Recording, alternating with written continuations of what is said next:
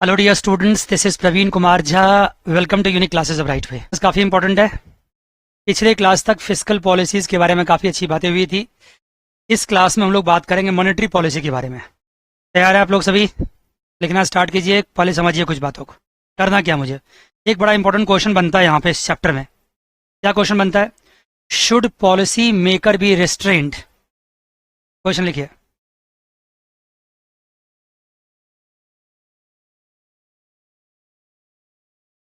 Policy maker be restrained.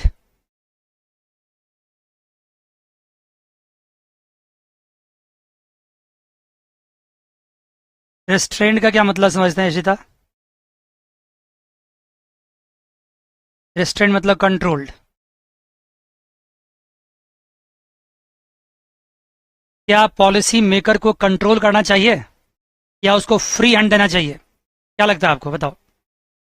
आज की class में तो काफी बात होगी, लिख कम पाएंगे हम, चैप्टर को आगे कम ले जा पाएंगे, लेकिन बातें बहुत ज्यादा करनी होगी आज, समझ गए? क्योंकि बहुत ज्यादा आगे नहीं जा पाएंगे, क्योंकि कॉन्सेप्ट स्टार्टिंग में बहुत ज्यादा है।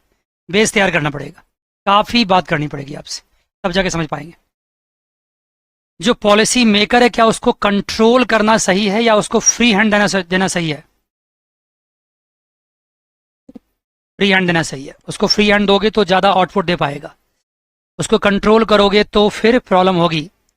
इस चैप्टर में किस किस पॉलिसी मेकर की बात हो रही है? किस पॉलिसी मेकर की? We are talking about the monetary policy, central bank. We will discuss about the monetary policy, central bank. Here the policy maker means what? Central bank. Policy maker means what? RBI in the case of India. तो क्या उसको control करना चाहिए? अगर मैं यहाँ लिखूँ, यहाँ सेंट्रल बैंक, सेंट्रल बैंक हमारे यहाँ आरबीआई है, इसको कंट्रोल अगर करेगा तो कौन कर सकता है? गवर्नमेंट। कौन सी गवर्नमेंट? Central government. लेकिन सवाल ये उठता है, क्या कंट्रोल करना चाहिए? बोलो जरा। नहीं करना चाहिए, आपने सही कहा। सेंट्रल गवर्नमेंट को कंट्रोल करने से क्या होगा कि गवर्नमेंट जो है, कोई पॉलिटिकल पार्टी तो गवर्नमेंट बनाती है ना। अगर पॉलिटिकल पार्टी गवर्नमेंट बनाती है तो पॉलिटिकल पार्टी का जो सबसे इंपॉर्टेंट ऑब्जेक्टिव होता है वो होता है इलेक्शन जीतना, टू विन द इलेक्शन। हर 5 साल पे इलेक्शन होते हैं। 5 साल से पहले के ईयर, चौथे साल में खासकर, वो ऐसी कोशिश करते हैं कि कंट्री का जो लॉन्ग टर्म बेनिफिट्स होगा वो गया कहाँ, उसके लिए कोई मतलब ही नहीं है। मतलब है कि कुछ ऐसे पॉलिसी लगाया जाए जिससे कि पब्लिक तक इमीडिएट बेनिफिट पहुंचे और वो क्या हो जाए, हमें vote they they. For example, अगर मान लो किसी को फीवर है और उसको काफ़ी हेडेक है या काफ़ी ज़्यादा बॉडी एक है, तो उसको आप पेन किलर खिला दो, 1 2 4 5 घंटे के लिए उसको कितना रिलीफ मिलता है। लेकिन प्रॉब्लम जड़ से गए, खत्म नहीं हुआ है, बीमारी खत्म नहीं हुई, सिर्फ प्रॉब्लम खत्म हुआ है। कुछ देर के लिए उसको क्या मिला? रिलीफ मिला है। सिमिलरली कुछ देर का रिलीफ देना है, इलेक्शन जीतना है। हालांकि पेन किलर का इफेक्ट तो अच्छा नहीं होता, आप जानते हैं, लेकिन क्या किया जाए, डेमोक्रेसी में इलेक्शन में तो जीतना है। इलेक्शन नहीं जीतोगे तो फिर अगले साल गवर्नमेंट में रहोगे ही नहीं, तो गवर्नमेंट में रहना बहुत जरूरी है। इसलिए गवर्नमेंट क्या कोशिश करती है कि सेंट्रल बैंक को कंप्रोमाइज किया जाए, उसको कंट्रोल किया जाए। और कंट्रोल करके जो इंडिया जैसे कंट्री में सबसे इंपॉर्टेंट इश्यूज है, या वर्ल्ड वाइड कह लो, वो है एम्प्लॉयमेंट। मेरी बात को सुनना ढंग से। आपको लगता होगा कि मैं बात कर रहा हूं, मैं इधर उधर जा रहा हूं, ऐसा कुछ भी नहीं है। आप पेन रखिए, रजिस्टर निकालिए, बात सुनिए। इंडिया ऐसे कंट्री में जहां एम्प्लॉयमेंट बहुत बड़ा इश्यूज है, और हर पॉलिटिकल पार्टी में जो अपोजिशंस होते हैं वो हमेशा, जब भी टीवी न्यूज सुनोगे, डिस्कशन सुनोगे, तो वो कहता है कि गवर्नमेंट क्या कर रही है, अनएम्प्लॉयमेंट पे तो कोई बात करती नहीं, कुछ और बात करती है। अनएम्प्लॉयमेंट के साथ साथ दूसरा सबसे बड़ा इश्यूज क्या होता है? बताओ क्या होता है? इन्फ्लेशन। हर पॉलिटिकल अपोजिशन पार्टी जो होती है, इन्फ्लेशन पे और अनएम्प्लॉयमेंट पे, दोनों पे गवर्नमेंट को घेरने की कोशिश करती है और चाहती है कि पब्लिक में इसके प्रति डिफेम हो और ये गवर्नमेंट जाए और हमारी सरकार आ जाए। और आपने पढ़ा है फिलिप्स कप में कि अनएम्प्लॉयमेंट एंड इन्फ्लेशन दोनों क्या होता है? एक दूसरे के जस्ट अपोजिट होता है। पढ़ा कि नहीं पढ़ा, बताओ? इनवर्स होता है। दोनों ऑब्जेक्टिव एक साथ पूरा नहीं हो सकता है, मानते हो? अगर आप इन्फ्लेशन को कंट्रोल करने की कोशिश करोगे तो अनएम्प्लॉयमेंट बढ़ जाएगा, अनएम्प्लॉयमेंट को कम करोगे तो इन्फ्लेशन बढ़ जाएगा। वाइस वर्सा, मान गए? तो अगर फिलिप्स कप इतना ही याद आ रहा है तो क्यों ना फिलिप्स कप एक बार लिख लिया जाए। फिलिप्स कप जो मॉडिफाइड फिलिप्स कप था वो क्या था? Pi T equals to pi T E minus alpha into U T minus U N. याद आ गया? Semester 3 Phillips curve modified. Pi T क्या था? पाई टी था inflation of today equals to क्या होगा? Expected inflation minus alpha into U T minus U one. यहाँ simplicity के लिए ऑलवेज अल्फा की वैल्यू क्या मान लो? 1 मान लो। आपको डिराइव नहीं करना है, बस यूज करना है। तो इसका मतलब ये क्या हो जाएगा? Pi T equals to alpha T E minus U T minus U N. Simplicity के लिए अल्फा को 1 मान लिया, अल्फा का डिस्कशन करना ही नहीं है। अब आपने क्या देखा? फिलिप्स कप ने क्या कहा था कि अगर pi T equals to pi T E होगा तो that implies what? U T equals to क्या होगा? यू एन होगा। होगा कि नहीं होगा बताओ? और ये सब लॉन्ग रन में होता है, इमीडिएट तो होता नहीं है। अगर आपका एक्सपेक्टेड इन्फ्लेशन और एक्चुअल इन्फ्लेशन इक्वल है, इसका मतलब नेचुरल रेट ऑफ अनएम्प्लॉयमेंट और वो एक्चुअल अनएम्प्लॉयमेंट के बराबर है। मतलब आज मार्केट में जो अनएम्प्लॉयमेंट रेट है ये एक्चुअल अनएम्प्लॉयमेंट है, ये एक्चुअल अनएम्प्लॉयमेंट है। और वो किसके बराबर है? नेचुरल रेट ऑफ अनएम्प्लॉयमेंट के बराबर है। नेचुरल रेट ऑफ अनएम्प्लॉयमेंट वो होता है जिसको कि आप खत्म नहीं कर सकते, उतना तो रहेगा ही रहेगा, बिकॉज ऑफ वेरियस रीजंस। मानते हो? नेचुरल लेवल ऑफ अनएम्प्लॉयमेंट है जो रहता है इकोनॉमी में, और नेचुरल लेवल ऑफ अनएम्प्लॉयमेंट के बराबर अगर अनएम्प्लॉयमेंट है, उसके इक्वल है, तो ये कॉज ऑफ कंसर्न नहीं है, ये पैनिक सिचुएशन नहीं है। बहुत अच्छी बात। मान गए बच्चे? क्लियर है? बोलो ना Aishita, are you okay? Yes sir. तो ये तो रहना चाहिए, हर गवर्नमेंट की कोशिश या ऑब्जेक्टिव ये रहना चाहिए U T equals to U N हो। और ये तभी हो सकता है जब पाई टी इक्वस टू क्या? पाई टी ई हो। और मैं एक छोटी सी बात पूछूं, ये पाई टी ई क्या होता है? ये expected inflation of current year क्या होता है? आपको कसम है, आपको बोलना पड़ेगा। Expected inflation of current year क्या होता है? देखते हैं कौन बोलता है। रिकॉर्डिंग वाले बच्चों को ही बोलना चाहिए। Expected inflation of current year होता है actual inflation of dash. Actual inflation of expected inflation of current year क्या होता है? Actual inflation of, come on. ओ हाँ बोल। लास्ट ईयर, लास्ट ईयर ना, लास्ट ईयर बोले ना, last year, previous year. Expected inflation of current year equals to actual inflation of last year. याद रखिएगा। और ये तो आपका एक्चुअल इन्फ्लेशन है ही। बहुत बढ़िया, बहुत बढ़िया। अब देखो समस्या क्या है, प्रॉब्लम क्या है। गवर्नमेंट को इलेक्शन जीतने के लिए क्या करना है? देखो जो एक्चुअल इन्फ्लेशन है ना, सॉरी एक्चुअल अनएम्प्लॉयमेंट है ना, गवर्नमेंट चाहती है ये यूटी क्या हो? To win election. यहां देखो,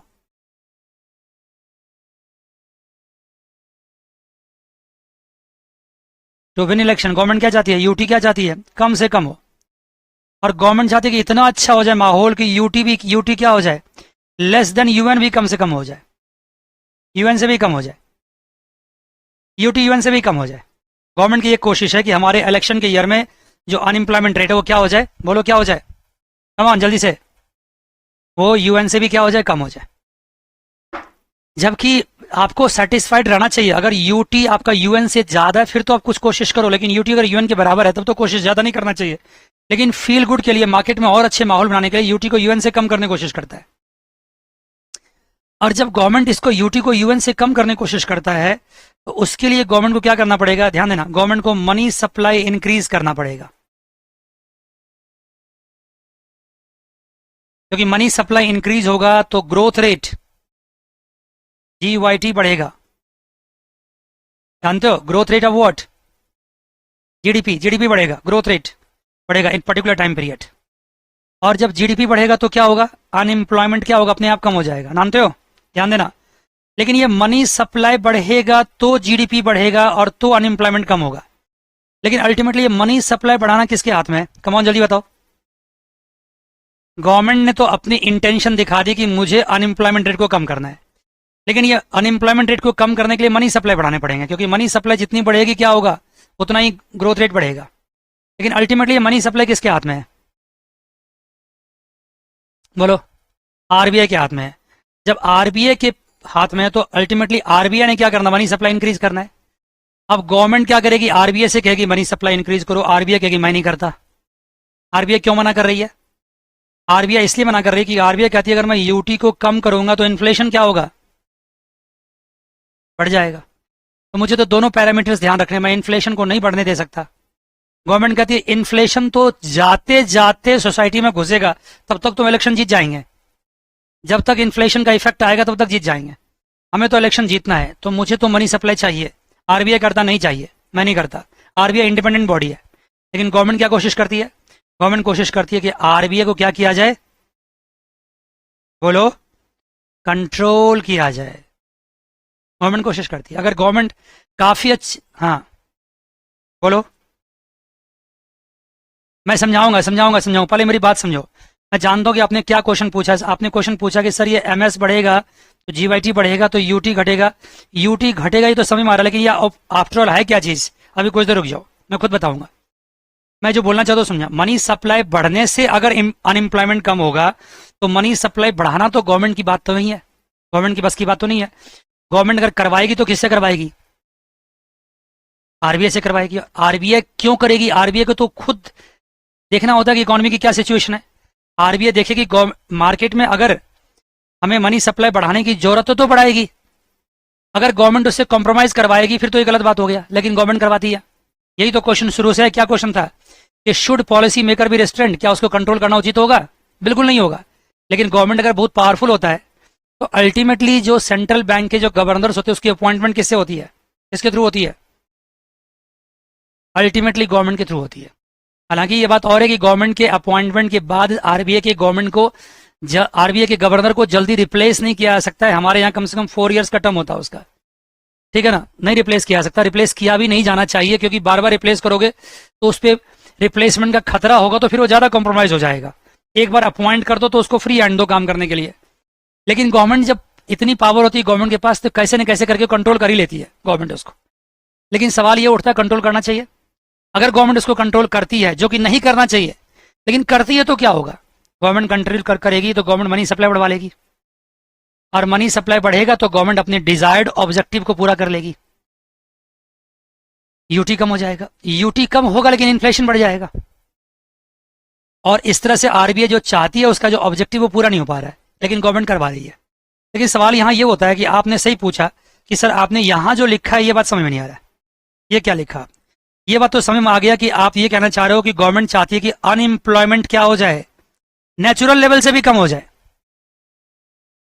अनएम्प्लॉयमेंट नेचुरल लेवल से भी कम हो जाए, जबकि अनएम्प्लॉयमेंट को अगर नेचुरल लेवल से कम करोगे ना, याद रखना, अनएम्प्लॉयमेंट रेट को अगर नेचुरल लेवल से कम करोगे तो कर तो लोगे, लेकिन ज्यादा दिन तक सस्टेन नहीं कर पाओगे, क्योंकि वो नेचुरल लेवल तो ऐसा अनएम्प्लॉयमेंट रेट है जो रहना ही रहना है। शॉर्ट टर्म में आप उसको डेविएट कर सकते हो, लेकिन जैसे जैसे टाइम बीतेगा मीडियम रन में दोबारा से अनएम्प्लॉयमेंट कहाँ पहुंच जाएगा, यूएन तक पहुंच जाएगा। लेकिन गवर्नमेंट कहती है जब तक यूएन तक दोबारा पहुंचेगा, जब तक ये यूटी फिर यूएन के बराबर होगा, तब तक तो हमारा काम हो चुका होगा। तब तक तो 4 साल, 4.5 साल, 4.5 साल बीत जाएगा, इलेक्शन जीत जाएंगे, फिर उसके बाद क्या होगा, बराबर जो कुछ नहीं फर्क पड़ता। क्या बात है, समझ गए? तो मैं तो आगे बढ़ूंगा नहीं, मैं सब कुछ समझाऊंगा, लेकिन पहले मैं पूछना चाहता हूँ, बताओ क्या क्या समझा आपने अभी तक? गवर्नमेंट क्या चाहती है? कमाओ जल्दी बताओ, गवर्नमेंट क्या चाहती है? जो रिकॉर्डेड पढ़ते हैं वही जवाब दीजिएगा। गवर्नमेंट क्या चाहती है? अनएम्प्लॉयमेंट को रिड्यूस करना। कितना से रिड्यूस करना? जो नेचुरल रेट से भी कम करना। अगर नेचुरल रेट से ज्यादा तब तो कम करना ही करना है, लेकिन नेचुरल रेट से भी कम करना। क्या अनएम्प्लॉयमेंट को नेचुरल रेट से कम कर दिया जाए तो क्या वो लॉन्ग टर्म तक वहां सस्टेन करेगा? नहीं करेगा, वो ऑटोमेटिकली वापस आ जाएगा वहां पे। 3rd सेमेस्टर में पढ़ा चुके हैं, फिर भी आज बता देंगे थोड़ा सा। तो गवर्नमेंट नेचुरल लेवल से भी अनएम्प्लॉयमेंट रेट को कम क्यों करना चाहती है? बताओ क्यों करना चाहती है? इलेक्शन जीतना, उसको इलेक्शन जीतना है, कुछ सुनना ही नहीं चाहती, उस पर जुनून सवार हो चुका है इलेक्शन जीतने का। और अगर उसको ऐसा करने के लिए मनी सप्लाई की जरूरत हो तो मनी सप्लाई कौन बढ़ाएगा? आरबीआई।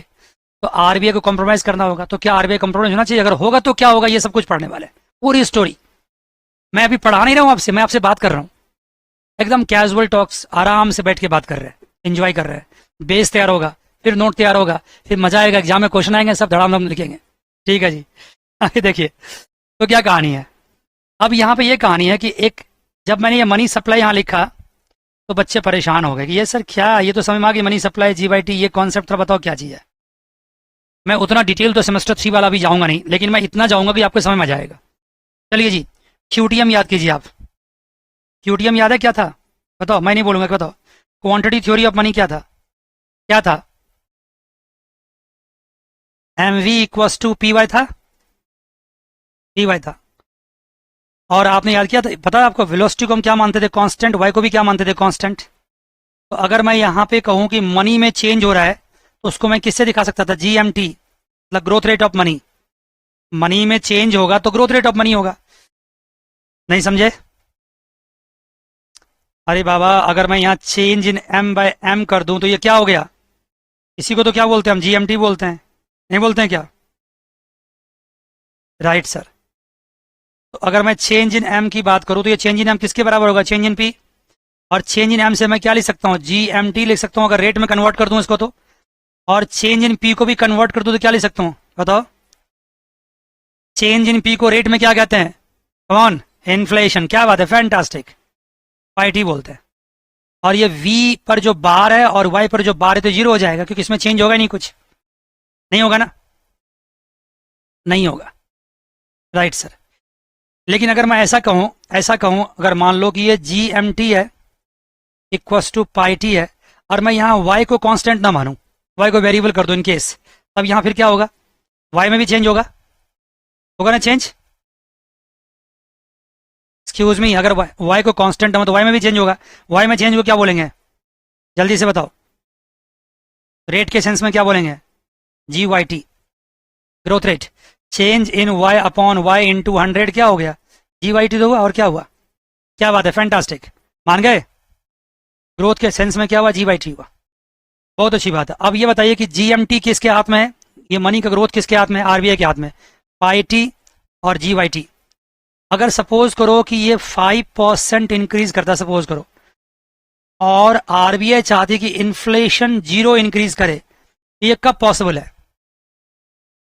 अगर GMT 5% है और इन्फ्लेशन 0, RBI का ऑब्जेक्टिव है कि इन्फ्लेशन में कोई इंक्रीमेंट ना हो, ये कब पॉसिबल है? GYT 5% हो। या यूं कह लो कि अगर मार्केट में GYT 5% है और RBI चाहती है कि इन्फ्लेशन में कोई ग्रोथ, कोई इंक्रीमेंट ना हो, तो RBI क्या करेगी? मनी सप्लाई कितनी बढ़ाएगी? 5%। कमान जल्दी से। अगर RBI देखती है कि मार्केट में GDP कितना है? 5% है। RBI चाहती है कि GDP जैसे जैसे बढ़ेगा मनी सप्लाई बढ़ाना पड़ेगा। देखो जी भाई, एक बात सुन लो, अगर मार्केट में ग्रोथ है, GDP है, इंक्रीमेंट हो रही है, प्रोडक्शन ज्यादा हो रही है, तो क्या प्रोडक्शन को एक्सचेंज नहीं करोगे? बोलो ना। अगर गुड्स एंड सर्विसेज मार्केट में ज्यादा प्रोड्यूस हो रहा है तो उसके एक्सचेंज करने के लिए क्या चाहिए? मनी भी तो चाहिए। एक्सचेंज, या तो मनी की सप्लाई बढ़ाओ या वेलोसिटी बढ़ाओ। तो वेलोसिटी मैंने अभी क्या अज्यूम कर लिया? कांस्टेंट। अगर कोई किसी कंट्री की बैंकिंग सिस्टम काफी स्ट्रांग है, बैंकिंग सिस्टम स्ट्रांग मतलब वहां पे पेटीएम भी है, वहां पे ATM भी है, वहां पे क्रेडिट फैसिलिटीज भी है, वहां पे दिस एंड दैट, रात सुबह शाम कभी भी पेमेंट कर सकते हो कहीं से भी, तब तो इसका मतलब क्या बढ़ गया? बताओ क्या बढ़ गया? वेलोसिटी बढ़ गया। अगर वेलोसिटी आप बहुत ज्यादा बढ़ा सकते हो तो इसका मतलब मनी सप्लाई कम से भी काम चल जाएगा। लेकिन अगर वेलोसिटी नहीं बढ़ा सकते हो तो फिर मनी सप्लाई भी बढ़ाना पड़ेगा। और दूसरी बात, अगर किसी कंट्री की वेलोसिटी कितनी भी ज्यादा क्यों ना हो, मनी तो पंप करना ही पड़ेगा बढ़ते हुए GDP को सपोर्ट करने के लिए, अदरवाइज ट्रांजैक्शन नहीं हो पाएगा। मानते हो? तो RBI किस पे नजर रखती है? मार्केट में ग्रोथ पे नजर रखती है। जैसे जैसे मार्केट में ग्रोथ होता है, जैसे जैसे GDP बढ़ता है, RBI उसी तरीके से धीरे धीरे क्या करती है? मनी भी पंप करते आती है। और रादर RBI और साथ साथ क्या करती है? साथ साथ RBI क्या करती है? वेलोसिटी भी बढ़ाती जाती है। RBI वेलोसिटी पे ज्यादा कोशिश करती है बढ़ाने की, मनी सप्लाई पे उतना कोशिश नहीं करती, क्योंकि मनी जानते हो ना, मनी ठीक चीज नहीं है। जो करेंसी है, जो कैश के फॉर्म में मनी है, वो ज्यादा अच्छी बात नहीं होती है किसी भी इकोनॉमी के लिए। उससे ब्लैक इकोनॉमी ज्यादा बढ़ने का चांसेस होता है। राइट, एनीवे कम ऑन, उन बातों को छोड़ो भी, यहां वापस आ जाओ। क्योंकि जो वेलोसिटी है, वो वेलोसिटी अल्टीमेटली जो है ना, वो होगा तो बैंकिंग सिस्टम के थ्रू होगा और वहां पे सारे ट्रांजेक्शन्स वाइट होते हैं, लेकिन जो कैश ट्रांजेक्शन्स होते हैं वो नॉट क्लीन भी हो सकते हैं, मतलब बिलो द टेबल भी हो सकते हैं। मानते हो बात को? बोलो ना। इसलिए गवर्नमेंट कोशिश करती है क्या हो, इकोनॉमी में वेलोसिटी बढ़े, बैंकिंग ट्रांजेक्शन्स बढ़े, इंटरनेट ट्रांजेक्शन्स बढ़े, वॉलेट बढ़े, ज़्यादा से ज़्यादा क्या हो, क्रेडिट में ट्रांजेक्शन्स हो, मतलब सिर्फ क्रेडिट में हो, कैश की ज़्यादा जरूरत ना पड़े। ये सब बातें तो हो चुकी है पहले से, मैं ऐसे ही बता रहा हूँ ताकि आपको याद आ जाए सब कुछ। तो अगर GYT 5% है, 5% है, तो GMT 5% होगा तो पाई क्या होगा, 0 होगा। अगर मान लो RBI अपना ऑब्जेक्टिव बता रही है, समझो, this is what, this is RBI's plan, या सेंट्रल बैंक बोलता हूं मैं आपको, central banks plan. Central bank ने प्लान किया है कि मुझे 5% मनी ग्रोथ करना है अपने GYT को सपोर्ट करने के लिए, GDP ग्रोथ को सपोर्ट करने के लिए, और मुझे इन्फ्लेशन रेट 0 रखना है। ऐसा प्लान किया है। अगर RBI ने ऐसा प्लान किया और RBI के प्लान पे अगर पब्लिक को भरोसा है, तो बताओ पब्लिक की एक्सपेक्टेड इन्फ्लेशन क्या हो जाएगी?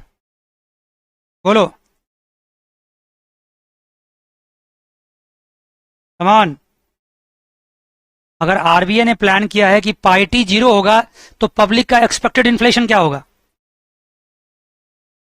ये पार्टी 0 होगा या है नहीं होगा, ऐसा प्लानिंग है RBI का, ऑब्जेक्टिव है ऐसा।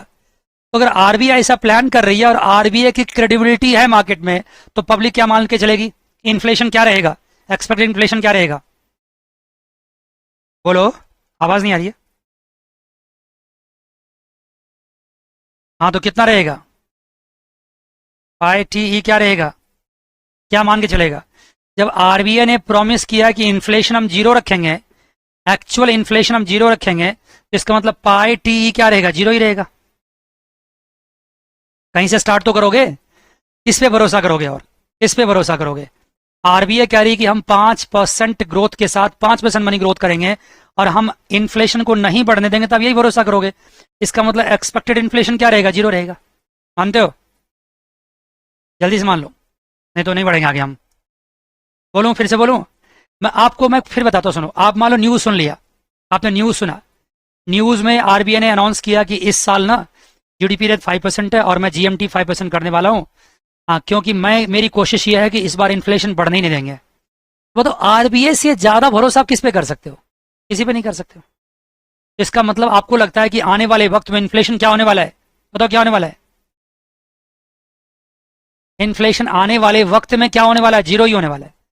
जब मैं कहता हूं कि इन्फ्लेशन 0 होने वाला है, इसका मतलब एक्सपेक्टेड इन्फ्लेशन है। और साल के आखिरी में जो एक्चुअल इन्फ्लेशन, वो एक्चुअल इन्फ्लेशन है। साल के शुरुआत में जो आप प्रिडिक्ट कर रहे हैं कि ऐसा होने वाला है, इसका मतलब एक्सपेक्टेड है। मान गए? और साल के स्टार्टिंग में ही RBI ने क्या पॉलिसी बना ली कि मुझे इस साल तो इन्फ्लेशन नहीं बढ़ने देना, एक्चुअल इन्फ्लेशन। इसका मतलब आपके दिमाग में क्या चला गया कि जब RBI कह रही है कि पूरे साल भर इन्फ्लेशन वो नहीं बढ़ने देगी, इसका मतलब एक्सपेक्टेड इन्फ्लेशन क्या होने वाला है, 0 होने वाला है। मैं ज्यादा जोर से बोल रहा हूँ, चीख के बोल रहा हूँ, क्योंकि ये पॉइंट क्लिक नहीं किया तो फिर आगे आपको मजा ही नहीं आएगा। क्लिक कर क्या, बताओ। क्वेश्चन पूछूं? क्वेश्चन पूछूं? RBI ने इस साल के स्टार्टिंग में क्या प्लानिंग करी?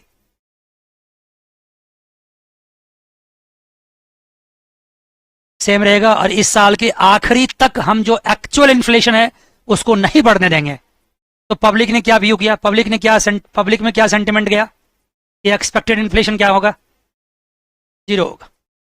एक्सपेक्टेड इन्फ्लेशन 0 होगा। तो अब आइए फिलिप्स कब लिखिए फिर यहां से, पाई टी इक्वल टू क्या है, पाई टी ई माइनस अल्फा को तो मैं 1 ही मान चुका हूं, UT minus UN, for the sake of simplicity.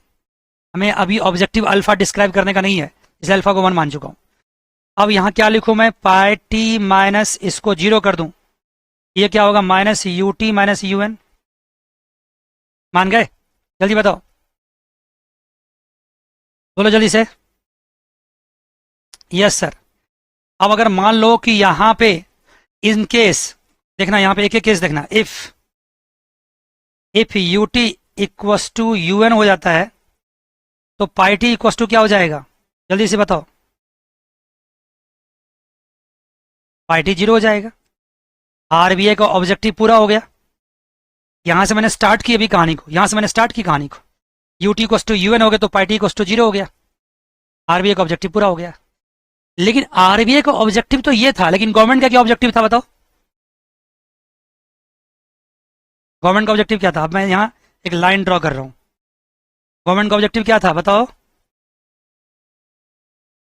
Government का ऑब्जेक्टिव था, फिर दोबारा से लिखो यहाँ, pi T equals to pi T E minus, government का ऑब्जेक्टिव था कि हमारा जो एक्चुअल इन्फ्लेशन हो ना वो 5% से भी क्या हो जाए, कम हो जाए। देखो ना, याद करो ना, गवर्नमेंट की ऑब्जेक्टिव क्या थी? जो एक्चुअल इन्फ्लेशन हो वो हमारी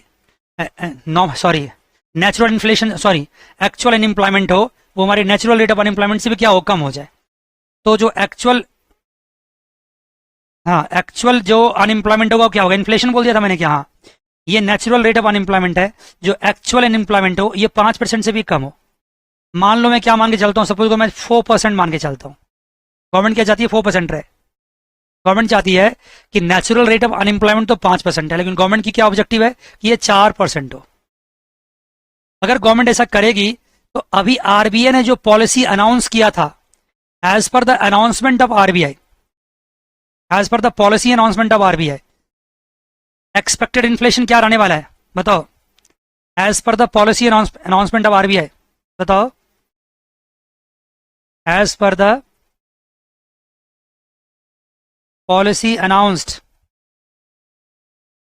बाय आरबीआई, एक्सपेक्टेड इन्फ्लेशन क्या माना जाएगा बताओ जल्दी से, कम ऑन। आरबीआई ने जो ऊपर अपना पॉलिसी अनाउंस किया, ये पॉलिसी आरबीआई की, ये क्या आरबीआई की पॉलिसी है, उसके हिसाब से एक्सपेक्टेड इन्फ्लेशन क्या रहने वाला है? आप नहीं बोलोगे, मैं भी नहीं बोलूंगा, कुछ 0 रहने वाला है, बिल्कुल 0 रहने वाला है। तो अगर ये 0 रहने वाला है तो इसका मतलब क्या होगा आगे? Pi T equals to 0 minus 4% minus 5%। बताओ क्या आएगा, बताओ क्या आएगा जल्दी से? पाई टी इक्वस टू क्या आया? पाई टी इक्वस टू क्या आया? बहुत ही इंटरेस्टिंग है, बहुत ही इंटरेस्टिंग है। क्या आया?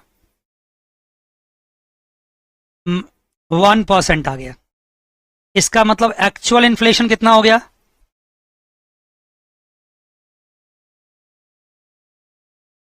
एक्चुअल इन्फ्लेशन 1% आ गया। अब ये 1% इन्फ्लेशन भी नहीं आता अगर आरबीआई को फ्री हैंड दे दिया जाता। ये 1% इन्फ्लेशन भी किसकी वजह से आया बोलो, कौन? आरबीआई को कंट्रोल करने वैसे। अगर मेरी स्टोरी समझ गए ना तो आपको ना, मतलब जब तक आप इकोनॉमिक्स पढ़ते रहोगे तब तक आपको याद रहेंगे हम, डेफिनेटली, जब तक इकोनॉमिक्स पढ़ते रहोगे। नहीं बीच में छोड़ दिया, कुछ और काम में लगे तो बात अलग है, अदरवाइज फिर भी न्यूज़ तो सुनोगे ही ना। न्यूज़ सुनोगे तो फिर वहां पे याद करोगे, सर आप, सर ने कहा था ऐसी ऐसी बातें, तो ये होती है कहानी। और आप जब पढ़ते हो तो उसको अपने लाइफ से, अपने सोशल जो ऑब्जेक्टिव उसके साथ उसको इंटीग्रेट करना चाहिए कि भाई न्यूज़ में जो सुनते थे इन्फ्लेशन बढ़ रहा है, ये हो रहा है, आरबीआई की पॉलिसी अनाउंस हो रही है, इलेक्शन ईयर आने वाला है, अब सब कुछ आप समझ पाओगे क्या हो रहा है, राइट। अब देखो आरबीआई को जब कंट्रोल किया गया तो इन्फ्लेशन 1% हो गया। अब आरबीआई कंप्लेन कर रही है गवर्नमेंट से, आपकी वजह से ना मार्केट इन्फ्लेशन आ गया 1% का, कंट्रोल नहीं करना चाहिए आपको। गवर्नमेंट कहती है 1% का इन्फ्लेशन तो पता भी नहीं चलेगा, इतने बड़े कंट्री में 1% का इन्फ्लेशन, अरे भाई 25 पैसे 20 पैसे 10 पैसे दाम बढ़ेगा सब कुछ का, कुछ पता भी नहीं चलेगा।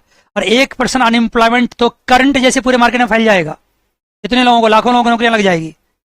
अगर 1% अनएम्प्लॉयमेंट को कम करने से अगर हम 5-10 लाख लोगों को भी अगर अनएम्प्लॉयमेंट मतलब नौकरी दे देते हैं, 10 लाख लोग अगर सपोज को, तो 50 लाख लोग उससे प्रभावित हो जाएंगे, नहीं होंगे बताओ, क्यों नहीं बोलते?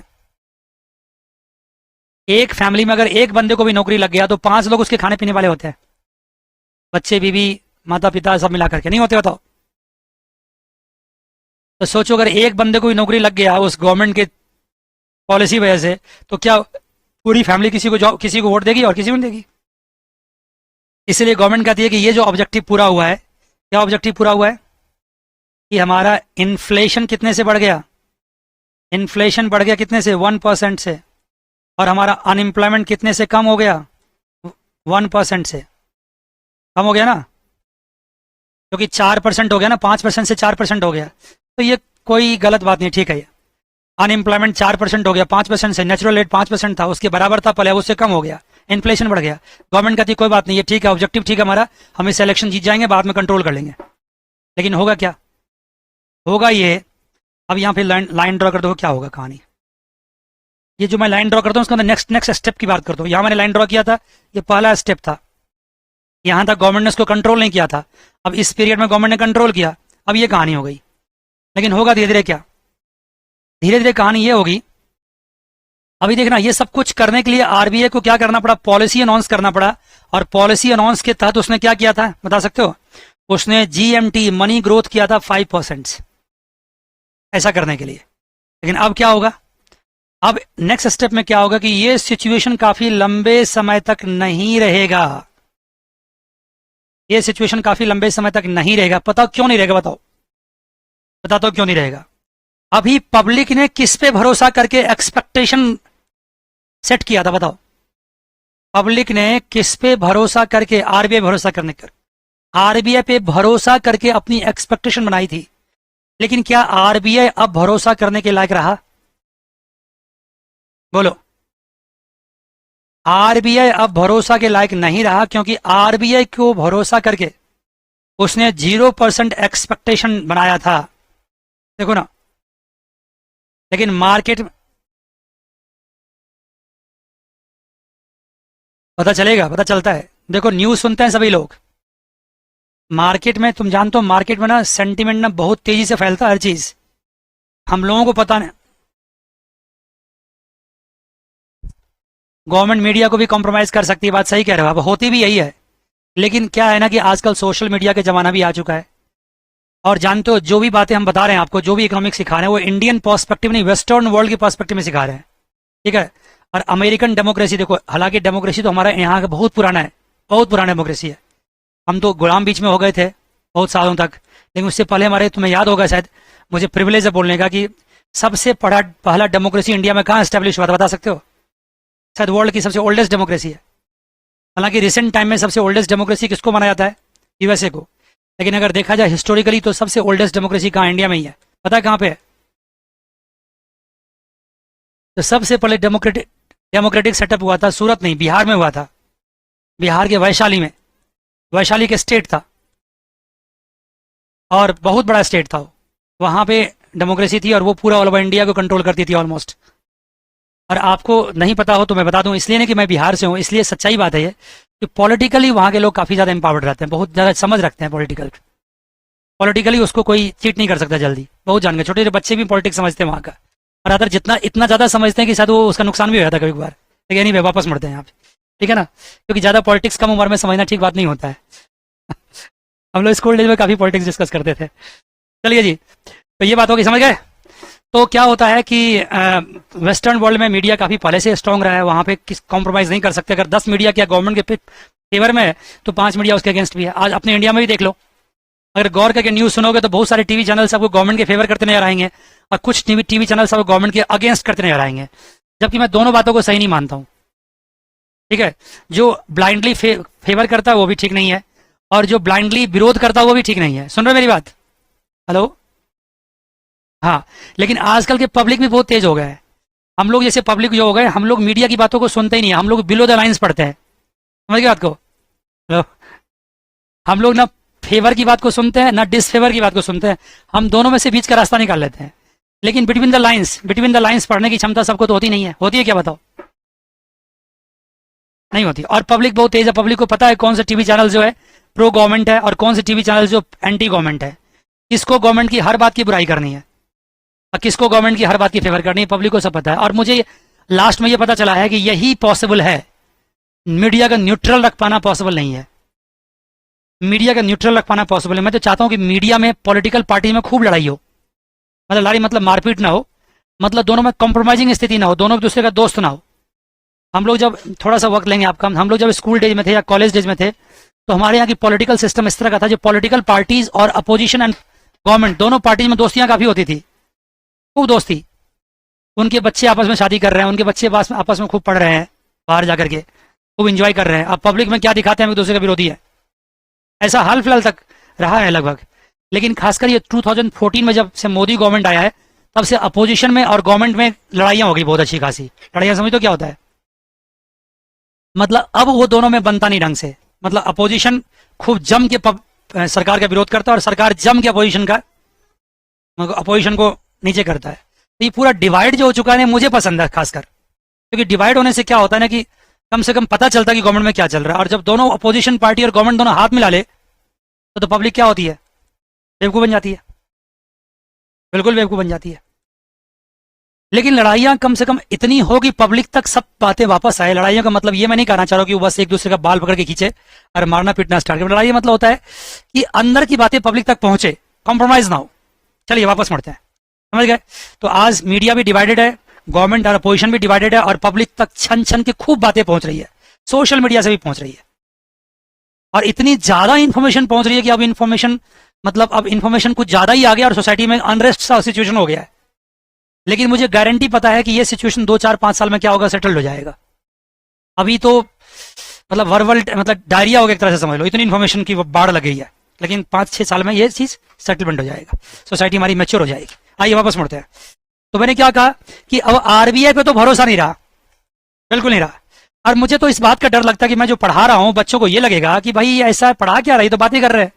अरे नहीं भाई, बातें नहीं कर रहा हूं, ये तो गेम थ्योरी है। अभी मैं दिखाऊंगा इस बातों को। किसकी गेम थ्योरी बताओ? गेम थ्योरी में प्लेयर्स कौन कौन होते हैं? यहां प्लेयर्स कौन कौन है? गवर्नमेंट प्लेयर है और पब्लिक प्लेयर है, और स्ट्रेटजी भी है, और स्ट्रेटजी के साथ साथ पे ऑफ भी है। ये सारी बातें भी होगी, पूरी गेम थ्योरी है। इसलिए आप इसको ये मत समझना भाई आप जो इकोनॉमिक्स पढ़ रहे हैं क्यों पढ़ रहे हैं, आगे चल के आपको गवर्नमेंट ही संभालना है, किसी न किसी गवर्नमेंट का सलाहकार बनना है, इकोनॉमिक एडवाइजर। सोचो कितना बड़ा पोस्ट होता है, कितना मजा आएगा आपको, गवर्नमेंट को सलाह दोगे। राइट जी। तो इसलिए आप इसको सीरियसली लीजिए। मैंने कहा कि अब आरबीआई पे भरोसा नहीं रहा होगा, क्योंकि आरबीआई के कहने पे उन्होंने 0% इन्फ्लेशन कर दिया था, एक्सपेक्टेशन मान लिया था। लेकिन क्या आरबीआई पे भरोसा रहा? नहीं, क्योंकि अब एक्चुअल इन्फ्लेशन कितना हो चुका, बताओ कितना हो चुका है? कम ऑन, 1% हो चुका है, 1% इन्फ्लेशन हो गया। अब अगले साल नेक्स्ट ईयर जो एक्सपेक्टेशन रिवाइज होगा वो क्या होगा? नेक्स्ट ईयर एक्सपेक्टेशन क्या रहेगा? कम ऑन जल्दी सच सच बताओ। नेक्स्ट ईयर जो एक्सपेक्टेड इन्फ्लेशन होगा, ITE, ये टी मतलब नेक्स्ट ईयर की बात कर रहा हूं मैं, अब वो क्या होगा? अब जवाब देना पड़ेगा आपको, कसम है। अब नेक्स्ट ईयर एक्सपेक्टेड इन्फ्लेशन क्या रहने वाला है, बोलो ना? 1%। यस, जो लास्ट ईयर के एक्चुअल इन्फ्लेशन है वो नेक्स्ट ईयर के क्या हो जाएंगे, बोलो? लास्ट ईयर के जो एक्चुअल है वो नेक्स्ट ईयर के क्या हो जाएंगे, एक्सपेक्टेड हो जाएंगे। अब नेक्स्ट ईयर ये फॉर्मूला लगा रहा हूं मैं आपको, फॉर्मूला तो मैं हमेशा वही लिख रहा हूं, लेकिन समझना ही नेक्स्ट ईयर है। नेक्स्ट ईयर क्या होगा, ये पाई टी और माइनस यूटी माइनस यूएन। और मुझे पता है कि अब ये 1% है और गवर्नमेंट का ऑब्जेक्टिव क्या है, यूटी को 4% रखना है और यूएन को 5% तो है ही, वो तो चेंज नहीं होता है। तो अब बताओ कि यहां पाई टी क्या होने वाला है, बताओ क्या होने वाला है? अब ये पाई टी क्या होगा, नेक्स्ट ईयर पाई टी क्या हो जाएगा, 2% हो जाएगा, 2% हो गया। अब क्या ऑब्जेक्टिव हुआ, देखो क्या ऑब्जेक्टिव हो गया, इन्फ्लेशन पाई टी कितने से बढ़ गया, 2% से, और अनएम्प्लॉयमेंट अभी कितने से कम है, सिर्फ 1% से। मतलब जो पिछले साल 1% अनएम्प्लॉयमेंट को मैंने 1% इन्फ्लेशन से बीट कर लिया था, अब इस बार 2% हो गया। गवर्नमेंट अभी भी पैनिक में नहीं है, गवर्नमेंट कहता कुछ नहीं होता, चलने दो, क्योंकि 2% भी कुछ नहीं है। क्या हो गया, 10 पैसे बदले 20 पैसे हो जाएगा, मुझे इलेक्शन जीतने दो। लेकिन अगर ऐसा चलता रहा तो क्या होगा, क्या होगा?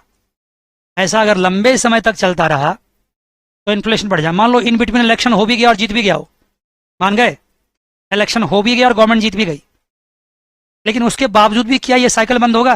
नहीं बंद होगा, क्योंकि ये 1% अनएम्प्लॉयमेंट को कम करने के लिए इन्फ्लेशन देखो बढ़ता चला जा रहा है, इन्फ्लेशन बढ़ता जा रहा है। और जानते हो इतना ही नहीं, मनी सप्लाई भी बढ़ाते रहना पड़ेगा, क्योंकि अगर नहीं बढ़ाएगा तो मार्केट में सेल्फ मैकेनिज्म जो होता है, जो ऑटोमेटिकली रिसाइकल होकर के, मतलब साइक्लिक जो डेवलपमेंट होता है, उसके वजह से क्या होगा, UT equals to UN automatic हो जाता है। ये 4% से ऑटोमेटिक 5% पे पहुंच जाएगा, और जो 5% के बराबर होगा। तो आरबीआई को गवर्नमेंट की जिद को मतलब बनाने के लिए ये सिचुएशन बनाए रखना पड़ेगा कि यूटी क्या रहे 4% रहे और यूएन क्या रहे 5% रहे, और इसको मेंटेन करने के लिए ऑटोमेटिकली इन्फ्लेशन क्या होगा, बढ़ता चला जाएगा, क्योंकि पब्लिक में सेंटिमेंट क्या होगा, नेगेटिव होगा। पब्लिक क्या करेगी, जो लास्ट ईयर के जो इन्फ्लेशन है उसको रिवाइज करके, यानी अपनी एक्सपेक्टेशन उससे रिवाइज कर लेगी। अगले साल फिर से क्या होगा, अगले साल फिर से पाए टी क्या हो जाएगा, 3% 2% हो जाएगा, मानते हो, 2% हो जाएगा, और यूं चलता रहेगा, ये तो रुकने वाला नहीं है अगले साल फिर से। तो इस प्रकार क्या होगा, गवर्नमेंट की जिद की वजह से क्या हुई, हमारी इन्फ्लेशन बढ़ती चली जाएगी।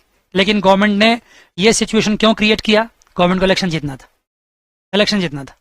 और मैं चाहूं तो आपको एग्जाम्पल भी दे सकता हूं ऐसा, जब यूपीए 1 था और जब यूपीए 2 आया मनमोहन सिंह का, 1 इलेक्शन तो जीत गए हो, बहुत सारे पॉलिसी लगा के जीत गए हो, लेकिन यूपीए 2 में जब गवर्नमेंट बनी तो जो उन्होंने कॉम्प्रोमाइजिंग पॉलिसीज आरबीआई या मेनी मोर अदर फैक्टर्स के थ्रू किया था, उसके वजह जो इन्फ्लेशन उसका बढ़ना स्टार्ट हुआ, वो इन्फ्लेशन वो कंट्रोल ही नहीं कर पाए, और वो इन्फ्लेशन लगातार 5 साल तक बढ़ता ही चला गया, और वो बहुत बड़ा रीजन बन गया क्या करने का, इलेक्शन हारने का उसका।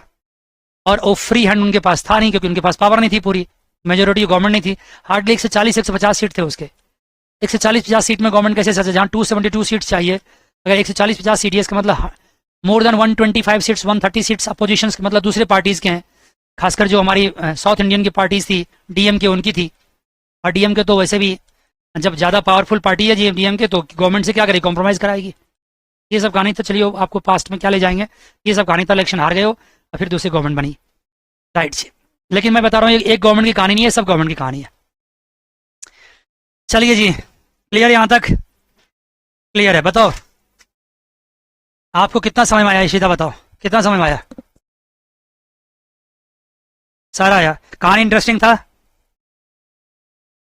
बहुत बढ़िया कहानी था। चलिए जी, बहुत बढ़िया कहानी था। आप सब बच्चे भी रिकॉर्डिंग पढ़ते हैं, मुझे जरूर मैसेज कीजिएगा कि कहानी कितना अच्छा था। लेकिन आपको कहानी तभी मजा आएगा जब थोड़ा बहुत आपको पॉलिटिक्स में इंटरेस्ट हो, और नहीं भी इंटरेस्ट हो तो इंटरेस्ट आपको लेना पड़ेगा, क्योंकि इकोनॉमिक्स अल्टीमेटली पॉलिटिक्स में ही काम आता है। आप पढ़ते क्यों इकोनॉमिक्स, जब पढ़ेंगे तो आपको अल्टीमेटली कंट्री को चलाना। और आज के जमाने में तो खासकर इकोनॉमिक्स बहुत इंपॉर्टेंट सब्जेक्ट हो गया। पहले के जमाने में एटम बम इंपॉर्टेंट था, ये बोफोर्स इंपॉर्टेंट था, ये पायलट से इंपॉर्टेंट थे, आर्मी इंपॉर्टेंट थे। आजकल लड़ाइयाँ जो होती है ना, इकोनॉमिक्स की हेल्प से होती है, इकोनॉमिकल वॉरफेयर चलता है आजकल इकोनॉमिक्स से लड़ाई होती है आजकल, इसलिए इकोनॉमिक्स बहुत स्ट्रांग होना चाहिए। चलिए जी, बहुत बात हो गई, बहुत अच्छी बात हुई। आइए मैं कुछ लिखता हूँ, लिखिए जी कहानी।